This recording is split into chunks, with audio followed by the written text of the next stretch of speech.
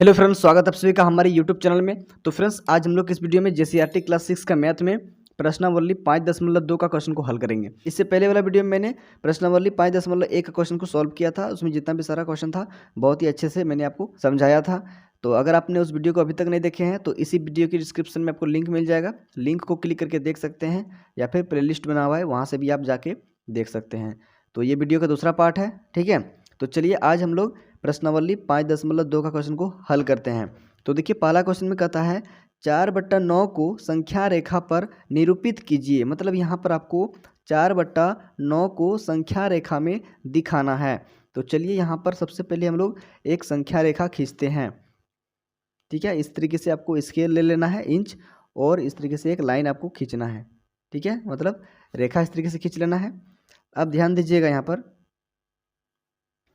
यहाँ पर आपको जीरो बिंदु ले लेना है, ठीक है। अब देखिए यहाँ पर तो जीरो हो गया, जीरो बिंदु। अब यहाँ पर आपको एक और पॉइंट ले लेना है और इस पॉइंट में आपको एक लिख देना है। अब 0 और 9 के बीच का जो दूरी है यहाँ से यहाँ तक, इसको 9 बराबर भाग में आपको बांट लेना है, ठीक है। तो चलिए इसको बराबर बराबर 9 भाग में बांटते हैं। 1 2 3 4 5 6 7 8 9 हो गया। देखिए ध्यान से, 1 2 3 4 5 6 7 8 और यहाँ पर एक 9। तो देखिए ये एक भाग, 2 3 4 5 6 7 8 9, 9 बराबर भाग में इसको हम लोग डिवाइड कर दिए, बांट दिए। अब यहाँ पर क्या करना है, देखिए ध्यान से, 0 के नीचे आप 0/9 लिख सकते हैं, ठीक है। देखिए किसी भी संख्या के ऊपर में अगर 0 है तो क्या होगा, उसका मान 0 ही होता है, ठीक है। मतलब 0 को हम लोग 0/9 लिख सकते हैं। नीचे 9 है इसलिए हम लोग नीचे 9 लगाएंगे, ठीक है, सब में। अब 0 के बाद क्या होगा, 1, तो यहाँ पर हो जाएगा आपका 1/9, फिर 2/9, 3/9, 4/9, 5/9, 6/9, 7/9, 8/9। अब एक के जगह में हम लोग देखिए 9/9 लिख सकते हैं, क्योंकि 9 काटने पर 1 आ जाता है, ठीक है। तो 1 को हम लोग 9/9 लिख सकते हैं। अब यहाँ पर क्या होगा, 0 और 1 के बीच में आपको इतना सारा संख्या मिल गया। अब इसमें आपको ढूंढना है 4/9। तो देखिए 4/9 यहाँ पर आपका है, ये वाला बिंदु, ठीक है। तो इसको हम लोग क्या किए, हाईलाइट कर देंगे इस तरीके से, 4/9, बस हो जाएगा आपका आंसर, ठीक है। इतना आपको कर देना है, आपका आंसर हो जाएगा। तो यहाँ पर क्वेश्चन में ही कह रहा था कि एक संख्या रेखा आपको इस तरीके से खींच लेना है और उसमें आपको क्या करना है, 4/9 को निरूपित करके दिखाना है। निरूपित कर दिए, दिखा दिए। तो चलिए उम्मीद करते हैं कि आपको ये सवाल अच्छे से समझ में आ गया होगा। अगला क्वेश्चन देखिए, 2 नंबर। इसमें कहता है 0/7, 1/7, 2/7, 5/7 और 7/7 को संख्या रेखा पर दिखाइए। तो चलिए यहाँ पर भी हम लोग क्या करेंगे, एक संख्या रेखा सबसे पहले खींचेंगे, ठीक है। तो आपको भी इस तरीके से संख्या रेखा खींच लेना है, क्लियर है। अब यहाँ पर आपको क्या करना है, 0 ले लेना है। उसके बाद देखिए अब यहाँ पर और एक बिंदु ले लेना है और वहाँ पर 1 दे देना है, ठीक। अब देखिए इसको, अब देखिए नीचे में जितना है ना उतना आपको बराबर बराबर भाग में इसको बांट देना है। पहले वाला क्वेश्चन में नीचे में कितना था, 9 था, इसीलिए 9 बराबर भाग में इसको बांटे थे।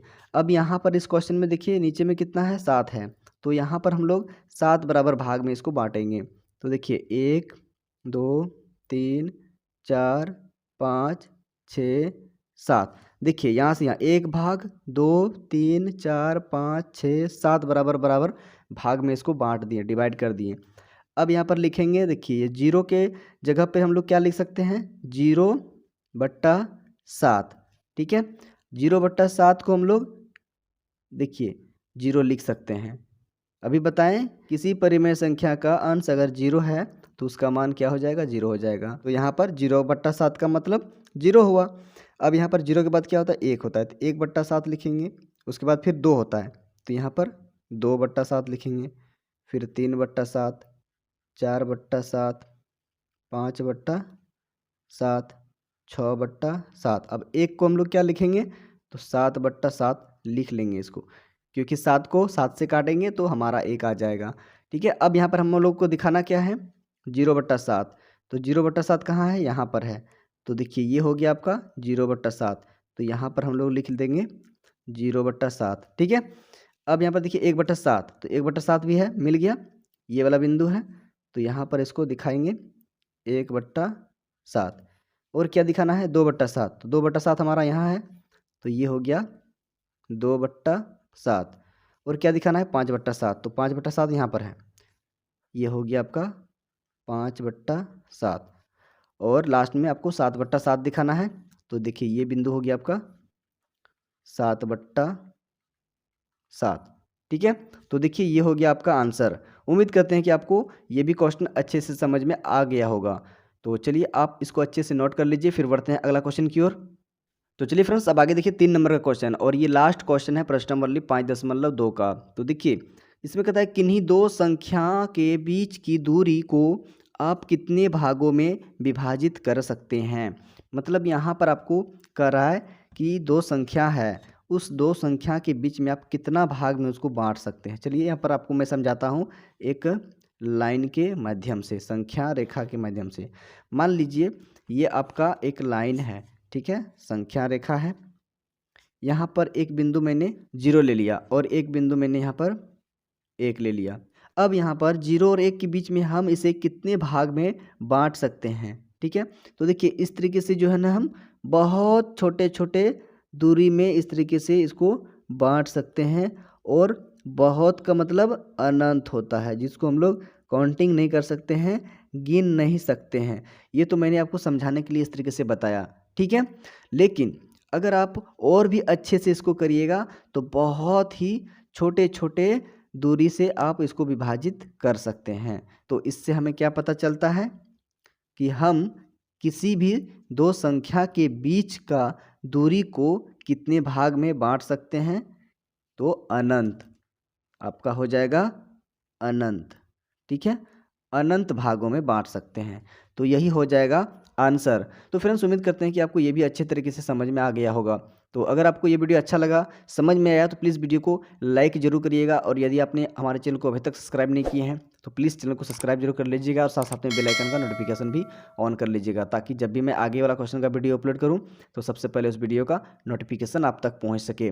और फ्रेंड्स, इस वीडियो को अपने जितने भी सारे दोस्त हैं सबको शेयर कर दीजिएगा, ताकि आपके दोस्तों को भी हेल्प मिल सके। तो चलिए फ्रेंड्स, आज की इस वीडियो में बस इतना ही रहने देते हैं। मिलते हैं अगला वीडियो में अगला प्रश्नावली का क्वेश्चन को लेकर। तब तक के लिए bye. Thank you for watching this video.